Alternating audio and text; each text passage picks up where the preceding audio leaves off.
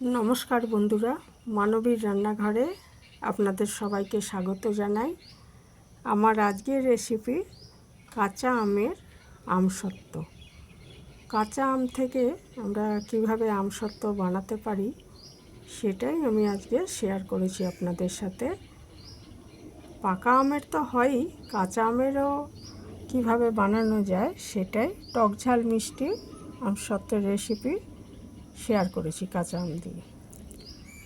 তো এর জন্য আমি প্রায় 1 কিলো কাঁচা আম নিয়েছি। এটা ভালো করে ধুয়ে খোসা ছাড়িয়ে ছোট ছোট টুকরো করে নিয়েছি। আমি আঠির অংশগুলো একদম বাদ দিয়ে দিয়েছি আর কি, যাতে শক্ত না পড়ে। একদম সেগুলো বাদ দিয়ে ছোট ছোট আমটা, এখন তো আঠি হয়ে গেছে সব আমে, তো সেটা বাদ দিয়ে বাকি আঠিটা বাদ দিয়ে আর কি আমগুলো ছোট ছোট টুকরো করে কেটে নিয়েছি। একটা আম একটু হলুদ হয়ে গেছিলো, এখন এরপরে সব আমগুলো এরকমই হবে, তো সেই জন্য অসুবিধা কিছু নেই। যাই হোক, আমি এটা কড়াইতেও সেদ্ধ করতে পারতাম, তাতে 10-12 মিনিট লেগে যেত। তো আমি প্রেসার কুকারে, এটা তাড়াতাড়ি যেতে হয় সেই জন্য প্রেসার কুকারে সেদ্ধ করে নিয়েছি। 3-4টে সিটি দিলেই হবে। দিয়ে এটা নিজে থেকে ঠান্ডা হতে দিয়েছি এবং তারপরে একটা পাত্রে ঢেলে এটাকে ঠান্ডা করে আমি একটু ছেঁকে নিয়েছি, যদি আঁশ টাশ কিছু থাকে যাতে বাদ হয়ে যায়। তো ছাঁকাটা আমি আর দেখাইনি। তো ছেঁকে নেওয়ার পর এটা আমি একটা কড়াইতে নিলাম, নিয়ে আমি বিট নুন দিয়ে দিলাম এর মধ্যে। বিট নুন দিয়ে তারপরে এখানে আমি 1 কাপ চিনি দিয়েছি। এটা যদি একটু বেশি মিষ্টি ভাব রাখতে চান তাহলে আরেকটু চিনি দেবেন বেশি। তো এটা মোটামুটি ভালোই মিষ্টি হয়েছিল। আর তারপরে এটা ফুটে উঠলে এর মধ্যে আমি 2-3 ফোঁটা ফুড কালার, সবুজ ফুড কালার ব্যবহার করেছি। ফুড কালার নাও ব্যবহার করতে পারেন, ইচ্ছে আপনাদের। তো এটা একটা ভালো কোম্পানির ফুড কালারই আমি ব্যবহার করেছি।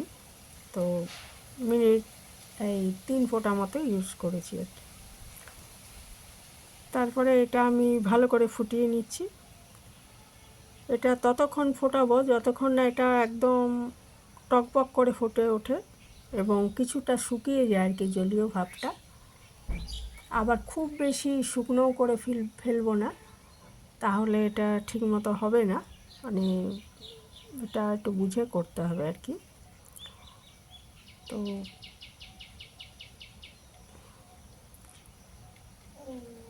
এটা যখন খুব ভালো মতো এটা টকবক করে ফুটতে থাকবে তখন এটাকে আমি বন্ধ করে দেব।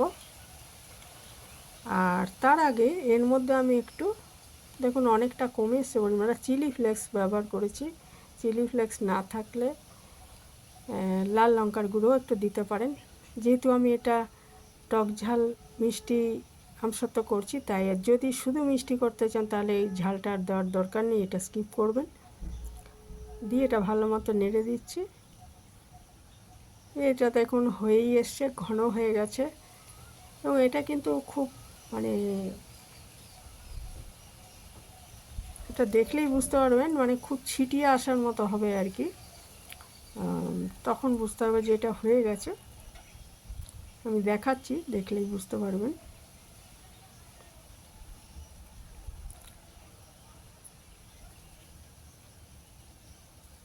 এটা ভালো মতো নেড়ে দিচ্ছি। চিনিটা গুলে মিশে গেছে, জাল হয়ে গেছে, চিনিটা জাল এর মধ্যে। দেখুন একদম খুব টকবক করে ফুটতেই আরম্ভ করেছে, এটা হয়েই এসছে প্রায়।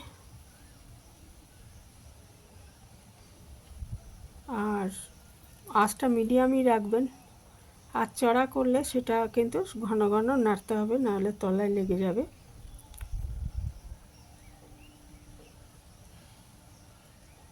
এটা ভালো মতো ফুটছে আর কি। দেখেছেন কীরকম একদম ছিটিয়ে আছে, কাছে দাঁড়ালে ছিটকে লাগবে, এরকমভাবে ফুটছে এটা। এই সময় বুঝতে হবে যে এটা হয়ে গেছে। আমি আঁচটা কমিয়ে দিচ্ছি। দিয়ে এটাকে আমি আগে থেকে 2টো থালা তেল, সর্ষের তেল দিয়ে একটু মাখিয়ে রেখেছিলাম স্টিলের থালা। ঘিও ব্যবহার করতে পারেন সর্ষের তেলের বদলে। এর মধ্যে মোটামুটি গরম থাকা অবস্থাতে, ঠান্ডা করব না, গরম থাকা অবস্থায় ঢালতে হবে। আর ঠান্ডা হলে আবার ওর মধ্যে আবার হয়ে যাবে। তো গরম অবস্থায় এর মধ্যে আমি ঢেলে দিয়ে, আমার ছাদে খুব রোদ পড়ে, তো সেখানে আমি 2 দিন ধরে এটাকে শুকিয়ে নিয়েছি। এটা ঢেলে দেওয়ার পর দেখুন আমার প্রচণ্ড রোদ ছিল, এরকম 11:30 এরকম বাজে। তা প্রথমে আমি একটা থালা গিয়ে রেখেছি, তারপরে আরেকটা থালাও নিয়ে গিয়ে রেখেছি।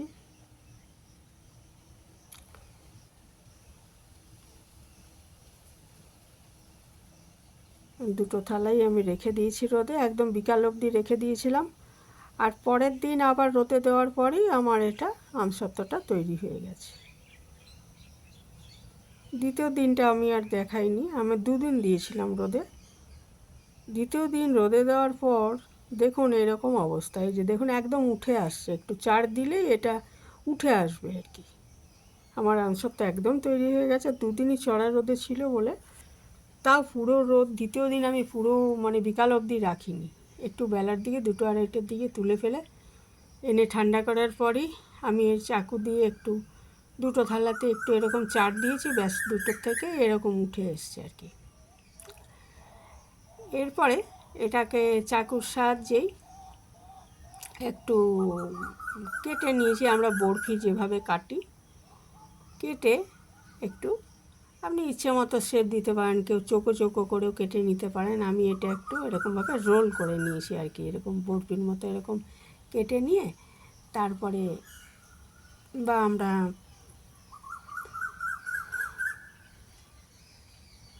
এই যে এইভাবে আমি রোল করে নিচ্ছি একটু। এটা আমি চৌকো টুকরো টুকরো করেও রাখতে পারতাম, তো আমারটা বেশ পাতলাই হয়েছে, ওই জন্য আমি রোল করে রেখে দিলাম। মোটা হলে চৌকো করে টুকরো করেও রেখে দিতে পারেন।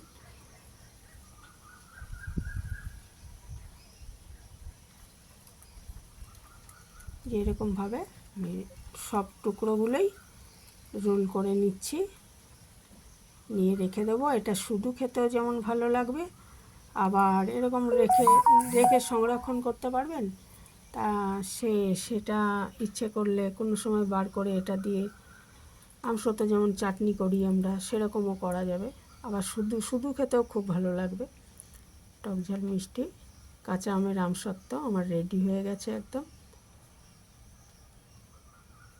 আরেকটা থালা, ওই থালাটার করে নিয়েছি, এবার এই থালাটারও আমি দুটো থালায় করেছিলাম, তো দুটো থালায় ঢেলেছিলাম মিশ্রণটা, তো এই থালাটারও ওরকম একইভাবে আমি রোল করে নিচ্ছি।